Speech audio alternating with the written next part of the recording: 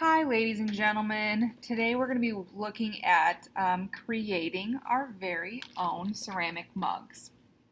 So the mugs that we're going to create are going to have some kind of three-dimensional texture in them.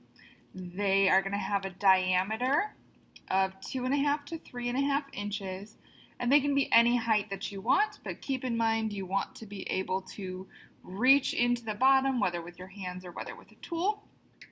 And you want to also be able to hold a decent amount of coffee. Okay, it's a very important feature. So I have a few tools.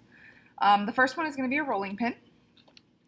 The type of construction that we're going to be using is called a soft slab construction, meaning we're rolling out a slab and we're going to be assembling our mugs with them while that slab of clay is still soft. Later on, in our next project, in fact, we're going to be doing a rigid slab construction where we allow that clay to get leather hard before we assemble it. We're working with our clay still plastic when we assemble it, so it's a slightly different process, or we'll be looking at a slightly different process than this when we move forward. So I've got a rolling pin, I've got a ruler, I've got some cutting tools, I've got some slip, I of course have my clay. And I have these little slabs of lattice wood. If you're working at home, I've probably stuffed some of these in your bag already. You probably still have them. Beware of splinters. Those do exist. But the lattice wood is 1/4 of an inch thick. What this is going to do is this is going to work as a guide to help me to help keep me from rolling my clay too thin.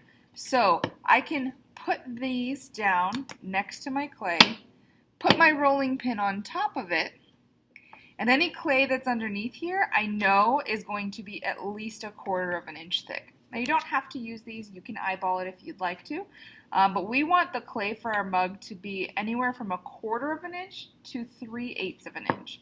So the thickness of this board to about the thickness plus half of this board. Not double. We are not going that thick on our mugs. We don't want mugs that thick. Okay? So I'm going to set those aside. I'm going to get out my clay. And this part of your mug making does require a little bit of math, but fortunately for you, I've done some of the math. So we know that the circumference of a circle, hopefully we know this, the circumference of a circle is 2 times pi times the radius of that circle. Okay? We also know that your mugs, the circumference of your mugs, need to be between 2.5 and 3.5 inches. Okay? So what I'm going to do is I'm going to make a lot of noise here just for a second, and I'm going to get some clay kind of flattened out in a rough slab. I'm going to make sure I have any jewelry off and out of the way, and I'm going to roll this slab out. The problem is I need to roll this big enough for my mug. So if I want a mug that has a diameter of 3 inches, let's say, which is pretty standard, this mug here has a diameter of 2.5, so it'd be a little bit wider than this guy, 3 inches, that would mean the piece of slab that I have to go around that mug has to be almost 9.5 inches. If I want a diameter of 2.5 inches, that rectangle is going to be almost 8 inches. Okay, so we need a rectangle that's long enough to go all the way around my mug. You can kind of see on this canvas, I've cut some mugs out of this already. You can see a long rectangle and a circle on this particular canvas. But then I have to decide the height of my mug. So if I make a long rectangle, how wide does that rectangle need to be? That's the height of your mug. It's up to you. I definitely don't think anyone wants a mug that's only like 2 inches tall, so obviously we're going to go more than that. I think if you've got a mug that's anywhere from 3 to 5 inches or so, that's going to be a decent height. So I've got my clay. I'm going to move this camera just a little bit. Got my clay. I'm going to start rolling it out. Now when you roll a chunk of clay, you want to start in the middle. Notice my clay, I've started with kind of a long, thin piece already. And what that does is that's going to only get longer, okay? If I'm rolling in the same direction, my clay's never really going to get that much fatter. It's just really kind of going to get longer. So I'm getting a chunk of it done. I'm leaving some bulk at both ends because I'm going to pick this up and turn it and roll across those to make my piece here more rectangular, okay? It'll get kind of round if I just roll out what's there, but it's going to get more rectangular if I leave a little bit of bulk at the ends and then roll the opposite way. Okay. If you're working at home, I also probably put a dowel rod in your bag, just a thin dowel rod. It will work. If I missed you and I didn't put one of those in your bag, that's okay. You can use anything at home that's round. You can use you know, a bottle of hairspray. You can use really, ooh, didn't mean to hit that, sorry. You can use any kind of, really any kind of flat bottle or glass bottle. You can use anything that is round. So don't be afraid to kind of think out of the box a little bit. The clay that I'm using here was already wedged. Meaning there's no air bubbles in it. It's all nice and consistent, so I didn't have to wedge it again. If you're working with clay that you've, taken out of the bag and then you put some chunks in there and then you do a little work on it and put it back in, you might need to go in and wedge that clay so it's nice and consistent. What I'm going to do is I'm going to put these guides down again, and I'm going to roll as far as I can and see how much further I have to go to get to that 1/4 inch. And I was pretty close to begin with. I was pretty darn close. I'm going to scoot them a little bit. Notice I don't have any clay on top of the guides. The guides are next to the clay. Okay. So let's see how long this is. Awesome. I've got at least 12 inches. I know that I'm going to have plenty of clay, even if I went up to the bigger end of the scale for these guys. Even if I did a 3.5 inch diameter mug, I'd have at least, I want at least 11 inches for that, and I know I have at least that here. So, first thing I'm going to do is I am going to kind of go to the edge here, and I'm going to cut a nice straight line, okay? I can set this piece back in my bag. Then I'm going to measure up from that line, and I'm going to decide how tall I want my mug. I'll do it up here so you guys can actually see. I'm going to decide how tall I actually want my mug. Keep in mind they shrink a little bit.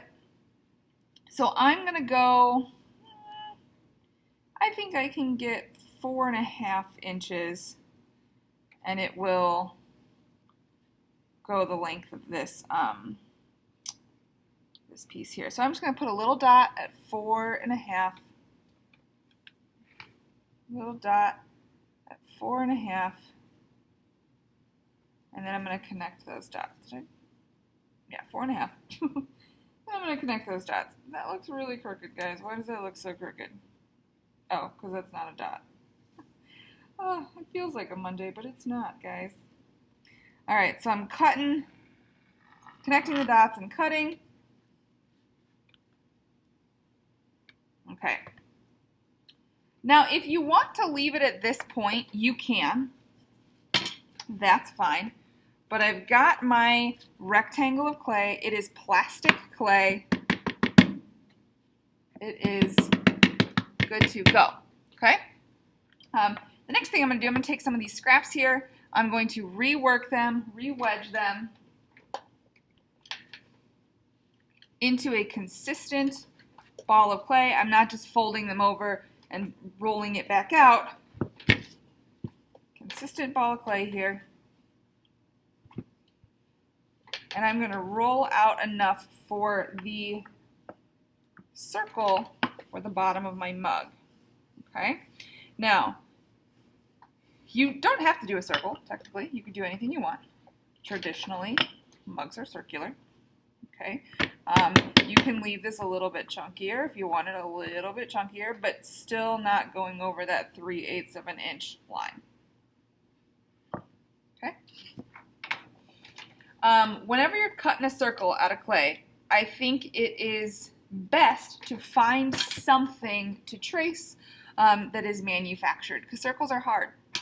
This is just the lid to the slip containers you guys all have, and it is 3 1/4 inches, so it is within our window. The bottom of the slip container, if I can do it without spilling slip, is just under 2 1/2, so we could pretty much use that too. A lot of the glaze containers are within that window. They're right at 3, some of them. So find something round, something that's manufactured and round around you. If you're going to use the lid here to our slip, just give it a little tap. Don't press it like a cookie cutter, because it will get stuck in there, okay? Just a little tap is fine. I'm going to take a cutting tool and I'm going to cut it out, okay? As neatly as I can, which apparently isn't very today, but that's all right. All right, then I can recycle the rest of this clay. So these are the 2 pieces I need for a mug. I need a long rectangle and I need a circle. Okay, looks like a mug, right? Just kidding, it doesn't. So the next thing that I want is I want a pattern, okay? Some kind of texture. I could wait until this is leather hard and then I could carve into it later, or I could use one of our texture tools to stamp some texture in it, okay, at this point. Of course, I don't have one in front of me, so bear with me while I grab one. You could use the stamps that we created. You could use a regular texture tool that's manufactured. It is completely up to you. I'm bad. I got a texture tool, okay? At this point, what I would do is I would stamp that texture into my surface. I'm being gentle because I don't want to stretch the clay out too much so that it gets too thin or it distorts the shape or anything like that. And I personally want to layer this texture. So I'm going in all different directions. You could do whatever you want with it, or you could do nothing with it at this point and you could carve texture in later. But your finished product is going to have some kind of texture on it. So I was gentle. I just did enough texture to imprint it into the surface of the clay. Okay? Now, this is the kind of tricky and hard part. You have to be gentle. You have to work with your clay. Okay? So, I know I'm not going to need all of this clay. I know that. That's a fact. There's a few things I could do. I could trim this a little bit, and I could actually leave the raw edge of the clay visible in my coffee mug. So this could be part of it if you want that to be a design quality.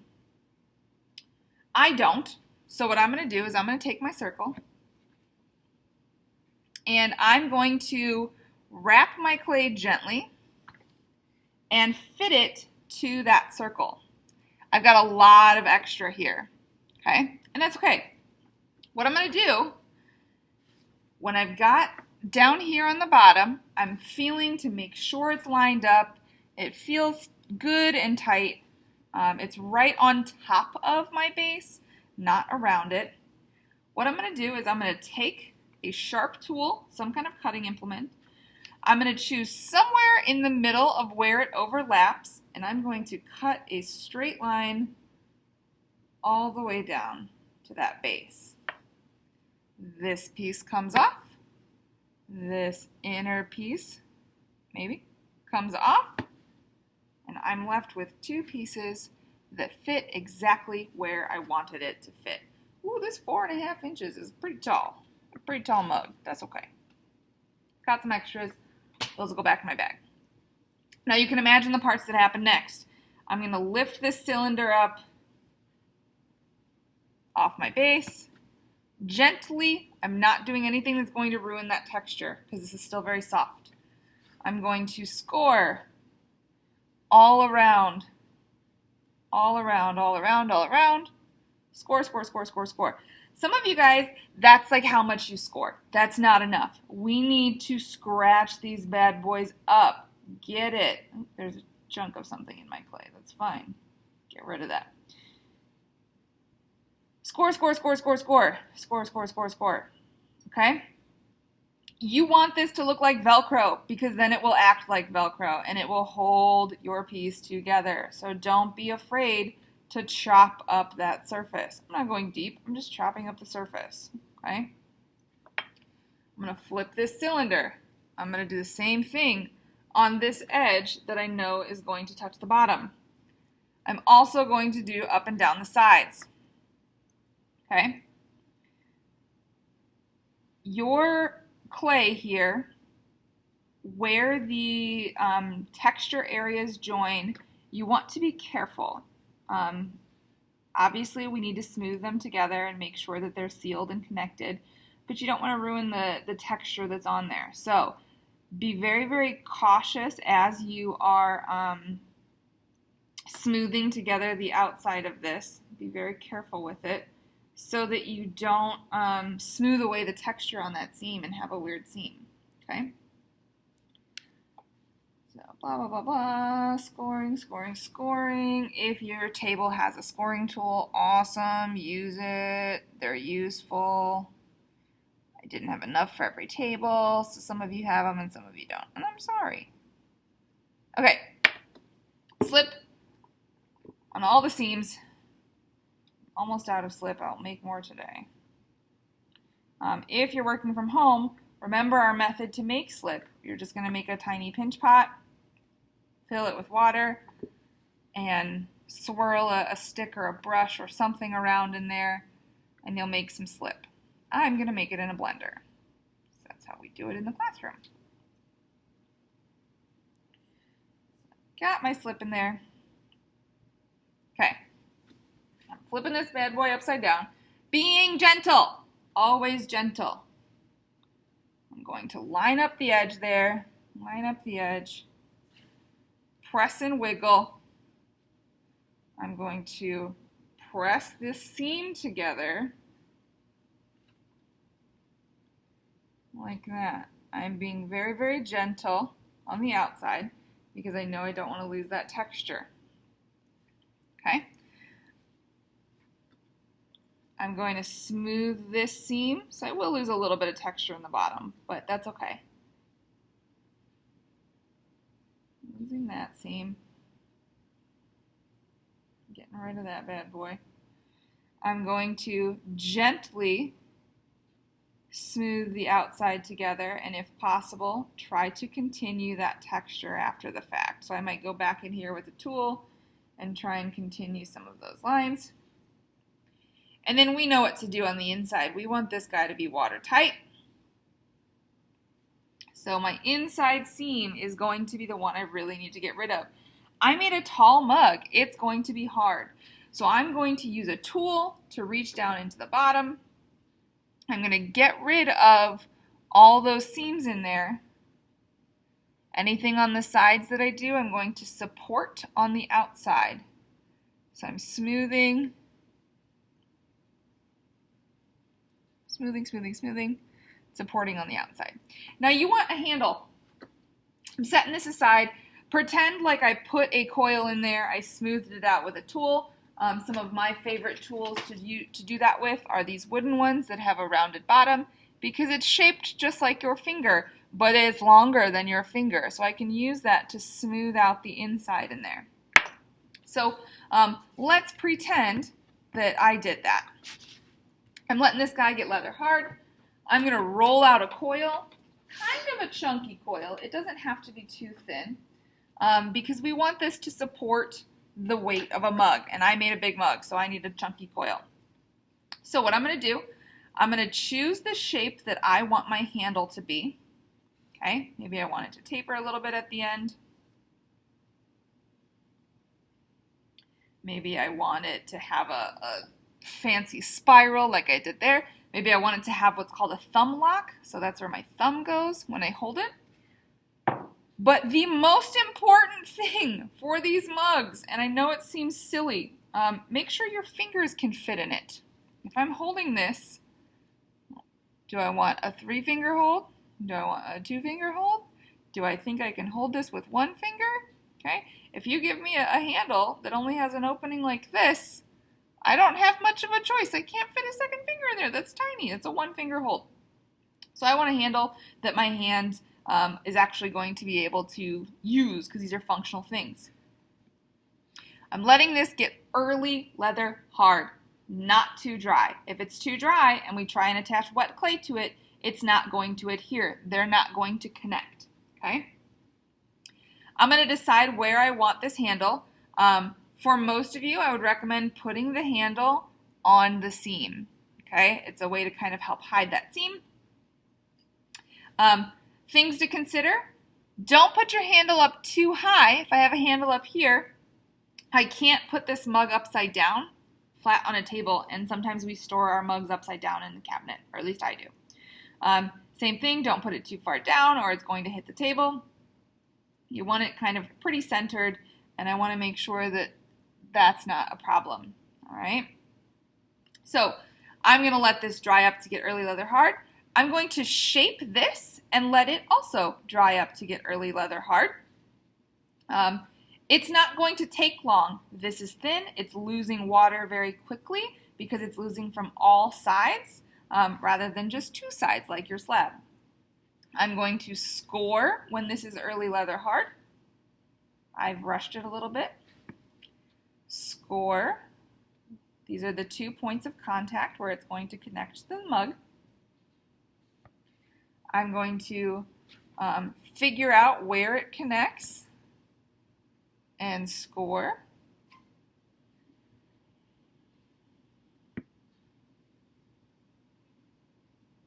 Slip and attach. This is really important that you actually score this well. Some of you guys hopefully have learned some lessons in the last couple projects about how important it is to slip and score well. So I'm supporting on the inside, really pressing and wiggling that mug in there. Again, I'm doing this a little early, so my stuff's still a little soft. And now it's just the point of polishing. I want to make sure this lip is very, very rounded and smooth. I can use a finger. I can also dampen a sponge and rub the sponge around all of my sharp corners. You don't want anything sharp around here. It's where your mouth goes. We don't want to cut our mouths when we're trying to drink our coffee. I would really spend the time to smooth out the seams inside because that makes it watertight. Adding a coil in there on that bottom edge, definitely, and along the side if necessary. If you can't smooth it out and make it seamless, then definitely add some. If you preferred not to put the texture on first, let this get leather hard and then carve into it. Everyone has something dimensional on it. If you would like a small foot, you can add a small foot. I wouldn't go too ornate with the foot, but you can add a small one there. When we glaze these, you've learned several glazing techniques at this point. I'm going to let you use your discretion, but it has to be a food-safe glaze, and you have to make sure that you've, of course, got good craftsmanship. You leave 1/8 of an inch foot, all of the normal things. Okay? So when these are done, these will be functional, usable mugs that you can drink coffee out of or whatever you want out of. I would hand wash them, and they're not microwave safe, so keep that in mind when you go to use them, but they're completely functional as long as you're using that food safe glaze on the inside. Okay? We're going to be working on these. It is a fast process. I just assembled a completely perfectly fine, basically mug in 25 minutes. But the thing that is most important about these is the craftsmanship, because they are going to be functional. So I'm going to be looking for you guys to make sure that there aren't any crumblies, that the insides are clean and smooth, that they're watertight, that they're functional coffee mugs. If you wanted to add a little bit of shape to it, they are pretty flexible still at this point when they're plastic. So you could, for example, kind of push out this outer area gently and almost stretch it so it's got a little bit of a flare to it if you wanted that. Okay, 100% up to you. This is just a simple cylinder slab mug. Okay, enjoy.